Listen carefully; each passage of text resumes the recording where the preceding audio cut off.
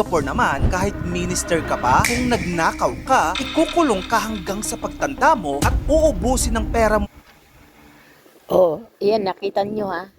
Sa ibang bansa, pag magnanakaw, halimbawa, taong gobyerno nagnakaw, bitay. Tignan mo, sa Singapore, ikukulong ka, walang labas-labas. Walang presidential pardon. Kaya yun si Jingo Estrada at saka si Bong Revilla at saka si Enrile nung makulong sila dahil do sa Napoles scam. Dapat dyan sa mga yan, hindi na yan pinalabas hanggang sa mamatay na eh. Pero nang maupo si Digonyong Duterte, pinalabas, nagkaroon ng presidential pardon. Sa Singapore nga, pag napatunayan kang nagnanakaw ka, involved ka sa Napoles scam, hanggang sa mamatay ka na, doon ka na sa kulungan mamamatay. Oh, pero bakit sa Pilipinas, pinakakawalan ng mga magnanakaw ng gobyerno? Kaya dumadami ang buhaya eh. Kasi itong pesting sistema ng Pilipinas, makabuhaya. Mahal na mahal ng sistema ng politikong Pilipinas yung sistemang politiko ng Pilipinas, mahal na mahal nila yung mga magnanakaw. Dapat tignan mo nga itong sinasabi rito.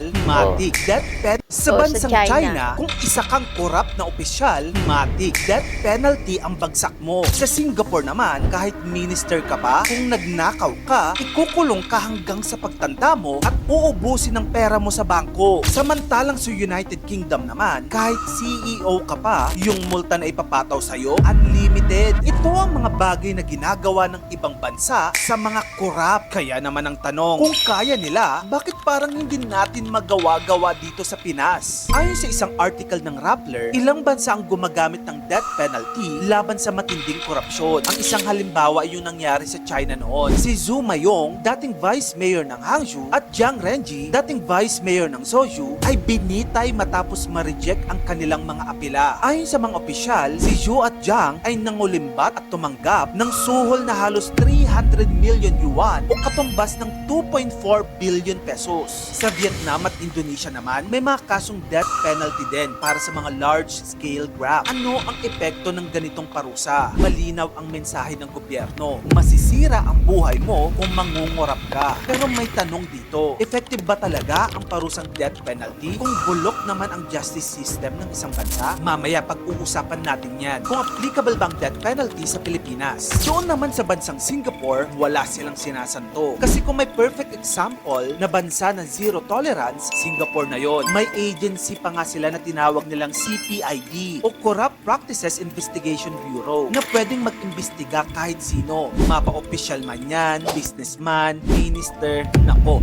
walang VIP exemption. Yung mga parusa na nasa Singapore, fine na 100,000 Singaporean dollars or 4.3 million pesos. Then up to 5 years na kulong. Tapos, kung tumakbo ka naman sa ibang bansa, nako, hahabulin ka pa rin nila. Ang naging resulta nito, ang Singapore ang naging least corrupt country sa buong Asia. Sa UK naman, meron silang tinatawag na Bribery Act of 2010. Sobrang higpit nito. Up to 10 years in prison, unlimited fines sa tao at kumpanya. Ang naging resulta ng batas na ito, lahat ng multinational companies na may UK link, kailangan ng anti-bribery systems. Tapos, dapat yung negosyo mo transparent. Okay, gets.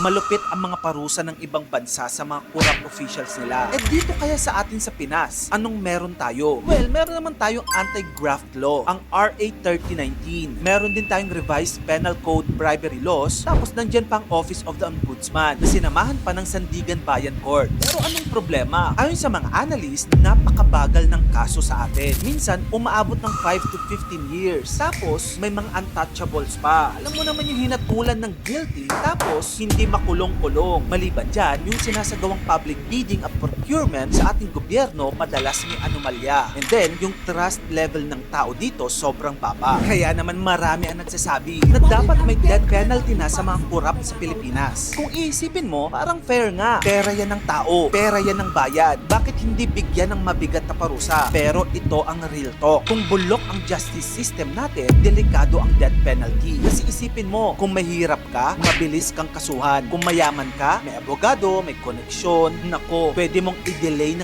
yung kaso mo. At kung hindi pantay ang hustisya, sino ang unang tatamaan nito? Hindi ang mga pinakakurap, kundi ang mga pinakamahirap at pinakamahihina. At dahil nga bulok ang justice system natin dito sa Pilipinas, baka yung mapatawan pa ng death penalty ay yung mga inosenteng tao pa. Kaya naman kung ako ang tatanungin, bago ipasa ang death penalty, ayusin muna ang justice system natin dito. So yun na nga mga kamagkano, ang korupsyon ay hindi lang kuwento ng politika. Kuwento ito ng bawat Pilipino na nawalan ng ospital, classroom, gamot at kalsada. Kung gusto mo pa na mag-ito pang klaseng content, follow mo na ako.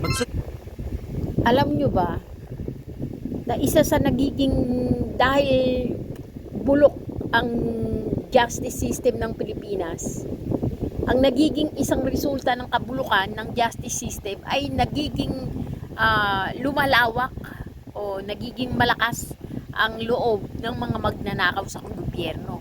O mga walang death penalty, ang nangyayari, lumalakas yung loob nilang na magnakaw ng magnakaw, magkurap ng magkurap kasi wala ngang death penalty o bulok ang justice system ng Pilipinas. So nakikita nyo na ngayon ang resulta ng isang bansa na kung saan bulok o sira o damage o disfigure o wala sa ayos ang justice system. Kapag wala sa ayos ang justice system o bulok o disfigure o wala sa ayos o walang forma o nagkakaroon ng sira ang pagkakahulma ng justice system o sa isang salita, pag bulok ang justice system ng isang bansa, nanganganak ito ng iba't ibang uri ng problema. Nagkakaroon ng malawakang pagnanakaw o tapos nagkakaroon ng malawakang pagiging yung lumalagpas sila o masyado nilang ginagamit yung kapangyarihan nila para sa kanilang sariling interes, diba?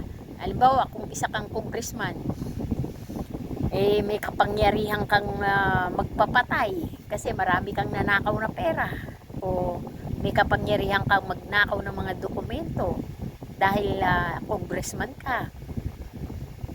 Yung ginagamit nila yung kapangyarihan nila sa maling paraan para sa kanilang sariling interes. Dahil hindi sila natatakot lumabag sa batas kasi wala ngang justice system ang isang bansa. So yan ang nagiging at yung ikatlo pa, dahil walang justice system sa bansa, lumalawak yung kahirapan. Bakit? Lumalaganap yung kapangyarihan ng mayayaman. Dahil ang mahihirap, takot silang gumawa ng kalokohan o ng labag sa batas dahil wala silang pera na pambayad para maipagtanggol nila ang sarili nila. Pero itong mga mayayaman na maraming pera pambayad sa justice system, mas malakas ang loob nila na magnakaw kasi marami silang pera na pantapal o pambili ng hustisya.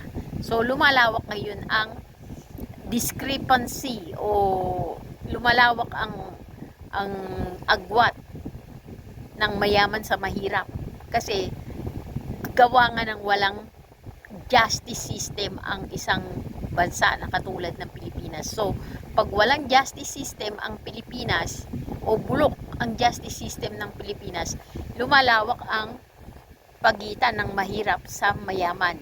So nagkakaroon ng mas malaking takot ang mahirap kasi wala siyang pantapal o pambili ng hustisya para ipagtanggol ang sarili niya. Samantalang ang mayaman, malaki ang kanyang lakas ng loob Kasi marami siyang pera na ipambibili ng hustisya. So, malakas ang loob niya magnakaw, malakas ang loob niyang pumatay, malakas ang loob niyang mang-api.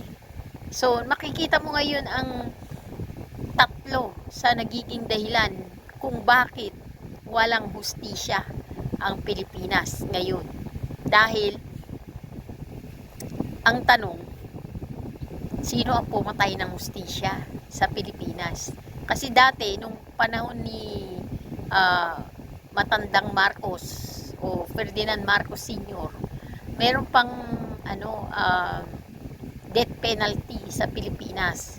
Pero nang maupo si Gloria Dorobo Macapagal na magnanakaw at isang maliit lang na babae pero ang liit lang niya pero ang sungay niya salasalabat, yung napakatindi ng pagkademonya niya. Hindi lang isa ang buntot niya, 10 ang buntot niya at ang sungay niya 100 o mahigit pa. Siya ang pumatay ng hustisya sa Pilipinas, gawa nga ng inalis niya yung death penalty. Pero marami nagpasalamat sa kanya.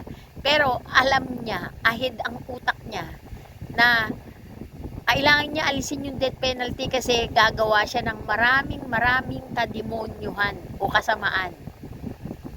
At dahil doon sa ginawa niya, naging halimbawa siya, the best example of isang demonyong presidente. So mula nang maupo siya, nagkaroon na ng maraming demonyong presidente ang Pilipinas at nasira na ang justice system ng Pilipinas.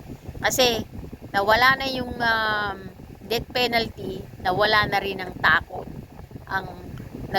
Nawala ng takot ang mga demonyo o mga masasamang tao at nagkaroon ng lakas, ng mas matinding lakas ng loob ang mga mayayaman na gumawa pa ng maraming uri ng kasamaan at magpayaman pa kasi kaya nilang bilhin ang hustisya. So, yan ang nagiging epekto pagka ang hustisya ng isang bansa na tulad ng Pilipinas ay bulok. Okay? Subscribe ka na Yan rin sa natin. aking YouTube channel. Yun lang, maraming salamat sa panonood.